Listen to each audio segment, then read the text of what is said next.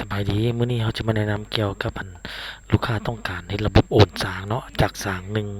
ไปหาอีกสร้างหนึ่งก็คือว่าโดเมนที่1หรือไปหาโดเมนที่2หรือว่าซื้อห้านก่อไปห้านขออันนี้ตัวอย่างเนาะพอจะเฮ็ดตัวอย่างให้เบิ่งอันนี้ปัจจุบันนี้พวกเขาต้องเข้าหลังบ้านเนาะพวกเขาจะมีโดเมนรวมเป็นตัวนี้เนาะ3โดเมนปัจจุบันนี้เขาจะเอาโดเมนตัวเกี่ยวกับตัวนาโอกินี้เนาะ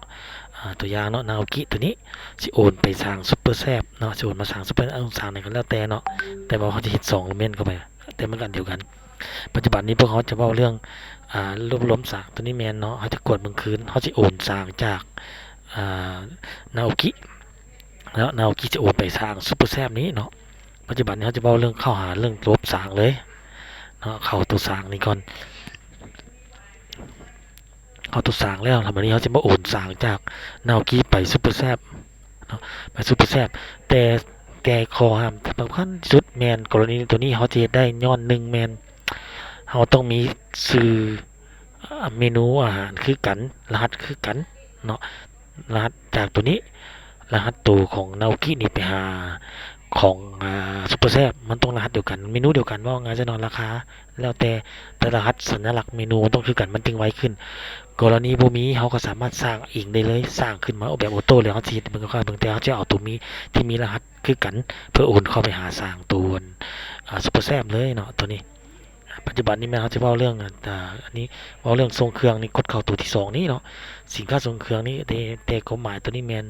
มันจะเว้าเรื่องการตัดสร้างแม่นแต่เขาจะบ่เว้าเขาจะเว้าเรื่องการโอนสร้างเขาจะเข้าหมายบวกนี่เลยหมายบวกนี้แล้วเขาจะมาติ๊กเข้าตัวบน stock is not เนี่ยติ๊กเข้าไปตัว3ขีดนี้แล้วมันจะเขียนคำว่าโอนไปสาขาร้านอาหารอื่นเนาะติ๊กเข้าไปนี้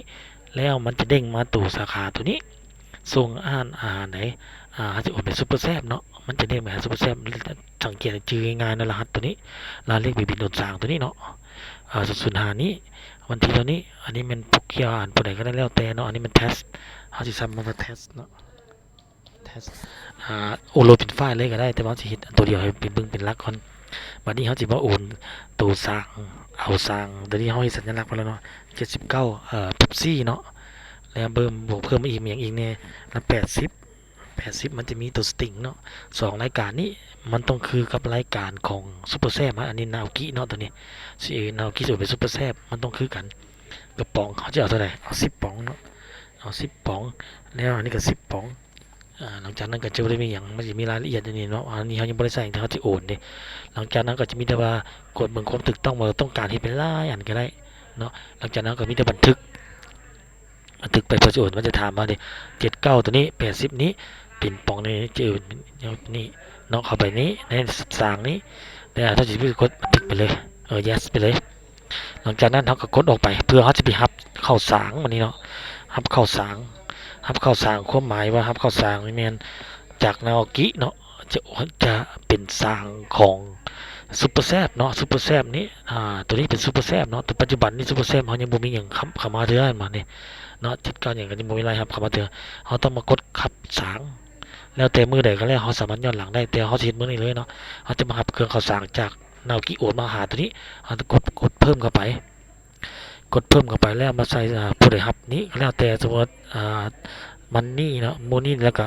กดเข้าจะลืมจะกดตัวนี้เน้นมันจะเขียนว่าส่งเครื่องส่งมาจากสารอื่นเราติ๊กเข้าตัวเลือกเอกสารก็ตัวเนี่ย05เนาะกดเข้าตัวนี้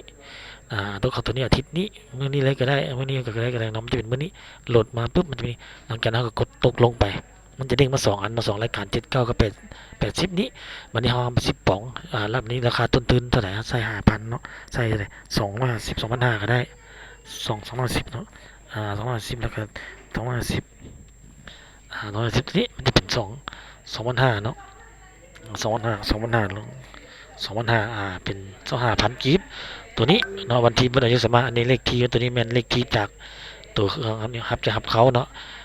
นี่แม่นตัวนี้เลขที่ตัวที่เขาโอนมาจากนาโอกิเนาะโอนมาจากนาโอกิตัวนี้หลังจากนั้นเขาจะมีแต่แล้วก็มีแต่บันทึกไปอันนี้มันสังเกตง่ายส่งมาจากสางอื่นแล้วก็เลือกกี้นี้กดเข้าเนาะแล้ววันนี้มันกดหลังจากนั้นก็บันทึกไปก็ถือว่าแล้วหน้าที่ของการโอนสางระหว่างสาง เฮามาเบิ่งว่ามันสิแม่นแท้บ่เนาะเฮาก็สามารถกดเบิ่งคืนได้ว่าสร้างตัวนี้มันมาบ่เนาะตัวนี้รับเครื่องก่อสร้างวันที่ตัวนี้ใบบินรับเข้ามันเลขที่ตัวนี้จำนวนนี้2รายการตัวนี้เนาะเฮาก็เช็คเบิ่งได้เลยจากผู้เฮ็ดผู้โอนไปนี้แล้วมาเช็คว่าเครื่องอยู่ในสร้างเฮาสร้างของซุปเปอร์แซมนี่เข้าบ่เฮาก็มาเช็คเบิ่งสร้างตัวนี้ล้มๆสร้างหรือว่าเอาเฉพาะสร้างนี่มันก็โหลดกับมันนี่เลยมันจะมี2อันเนาะมีเป๊ปซี่แล้วก็สติงเนาะเนี่ยแต่ว่าอันนี้มันเป็นตัวอย่างซื่อๆอันนี้แม่นหัวหน่วยเพิ่นอาจจะตั้งผิดไป เนาะบ่ดาตัวนี้สร้างตัวนี้10เนี่ยเขา10ตัวนี้อาจจะเป็นแก้วแต่ว่าเพิ่นอาจจะใส่ผิดนี่ตัวนี้ซื้อแต่อาจจะใส่หัวโคหน่วยผิดที่ซื้อจะอันนี้ก็ถือว่าถูกแล้วนี่มันตัวทดลองนี่ถือว่าเขาได้ตัวนี้ได้โอนสร้างแล้วเขาไปเช็คคืนว่าเขาได้โอนสร้างตัวนี้ตัวเป๊ปซี่ตัวนี้มันจะหายไปนาโอกิอันนั้นก็สามารถเช็คคืนได้เลยนะว่าเขาโอนตัวนี้ไปสร้างนาโอกิตัวนี้เนาะเขากดขึ้นว่ามีการโอนสร้างหมอกับเบิ่งจองตัวนี้มันจะมีการนี้เนาะเพราะตัวนี้มันจะมีการโอนไปเพราะว่ามันติดลบย้อนอย่างว่าเขาบ่ได้รับเครื่องเขาสร้างเดือนนะครับเครื่องเขาสร้างจาก10มันก็ตัดออกไปแล้วตัวนี้มันก็จะมันเขามี20อันมันก็ต้องเหลือ10อันอยู่ข้างสร้างของตัวนี้เนาะออกสร้าง10ยัง10แต่บังเอิญว่าพวกเขาบ่ได้รับเข้าสร้างก็คือเฮ็ดตัวอย่างให้เบิ่งเนาะสำคัญเป็นเลือกเลือกเข้าสร้างตัวนี้เนี่ยอันนี้มันอยากให้เบิ่งคืนนะว่าเขาจะเลือกเข้าสร้างหรือสร้างเครื่องสดสร้างเครื่องดื่มบ่หันบ่มีเขาใส่สร้างเดียวเลยก็ดีมันจึงบ่สับสนเนาะอันนี้ก็จะบ่ได้มีอย่างไรการโอนสินค้าระหว่างสร้างก็สีประมาณนี้เนาะแต่ให้สังเกตง่ายๆแล้วเพิ่นเขาสิต่อจากตัวที่ว่าเพิ่นว่าลบสินค้าแต่มันสิยาวเนาะสิเอาตัวนี้ก่อนลบสิเอาระหว่างโอนสินค้าระหว่างสร้างก็สิประมาณนี้เนาะ2โดเมนนี้ซุปเปอร์แซลกับนาโอกินี่โอนหากันโอเคมีแต่เขาสิประมาณนี้ก่อน